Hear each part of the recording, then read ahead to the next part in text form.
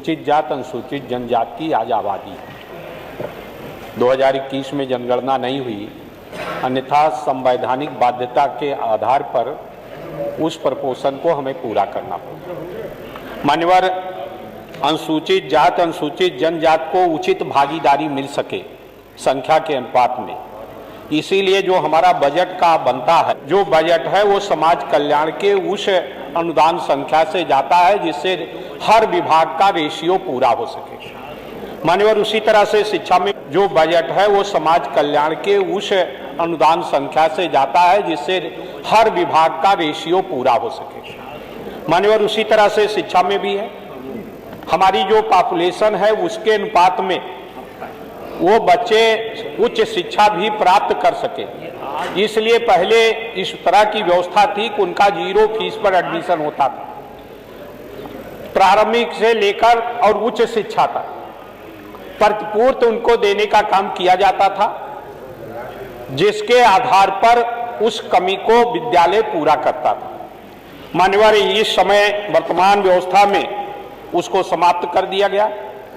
पहले समाप्त करके कर दिया गया कि अब 0 फीस पर किसी भी छात्र का एडमिशन नहीं होगा। बाद में निर्णय लिया गया केवल सरकारी विद्यालयों में, अनुदानित विद्यालयों में ही उनका एडमिशन होगा, अन्य में किसी में नहीं होगा।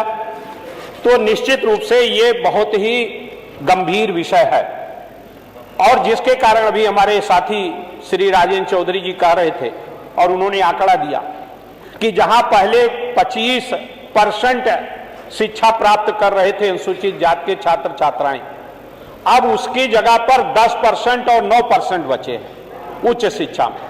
फीस की अधिकता के कारण वो एडमिशन नहीं ले पा रहे हैं। निजी संस्थाओं में, चाहे वो मेडिकल कॉलेज हो, इंजीनियरिंग कॉलेज हो, बीएड कॉलेज हो, वीटीसी कॉलेज हो, उसमें ज्यादा फीस होने के कारण उनका अनुपात बहुत अधिक घटा। उसको बनाए रखने के लिए जरूरी है कि निःशुल्क 0 फीस पर उनका एडमिशन हो, उसमें घपला न हो सके। मान्यवर, अभी तमाम ऐसी योजनाएं हैं जिसमें उनको कार्ड मिला है, जैसे आयुष्मान भारत का कार्ड है। आपका आयुष्मान भारत कार्ड लेते हैं, जिस अस्पताल में एडमिट होते हैं वहां उसका एक्टिवेट होता है, उस कोर्स के आधार पर पैसा अपने आप आ जाता है कि उस इलाज में कितनी दवा लगेगी, पैसा आ जाता है। उसी तरह से इसमें भी बनाया जा सकता है।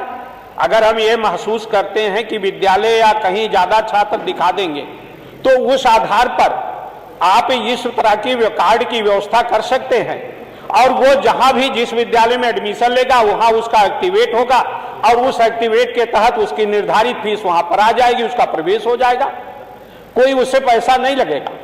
ये हमारी संवैधानिक बाध्यता है मान्यवर। इसलिए मैं आपके माध्यम से निवेदन करना चाहता हूं, ये बहुत महत्वपूर्ण विषय है, और उत्तर प्रदेश में 23% से अधिक अनुसूचित जात अनुसूचित जाति आबादी है।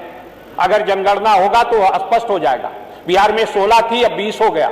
यहां भी अगर पहले 21 पॉइंट कुछ था, तो निश्चित रूप से अब फिर से जनगणना में ये 23 से ऊपर आएगा, और उनकी भागीदारी शिक्षण संस्थाओं में उनका एडमिशन उसके सापेक्ष नहीं हो पा रहा। इसलिए मैं आपके माध्यम से चाहूंगा कि ये बहुत ही महत्वपूर्ण विषय है। इस प्रदेश के 5 करोड़ से ज्यादा आबादी उससे प्रभावित होने हैं, इसलिए मैं चाहूंगा कि इसको ग्राह्य करके और इस पे 2 घंटा की चर्चा करा दें, पक्ष और विपक्ष के सभी सदस्य इस पर सुझाव दें, और उस सुझाव के आधार पर इसका समाधान किया जा सके कि कैसे इस वर्ग के लोगों का हित संरक्षित हो सके।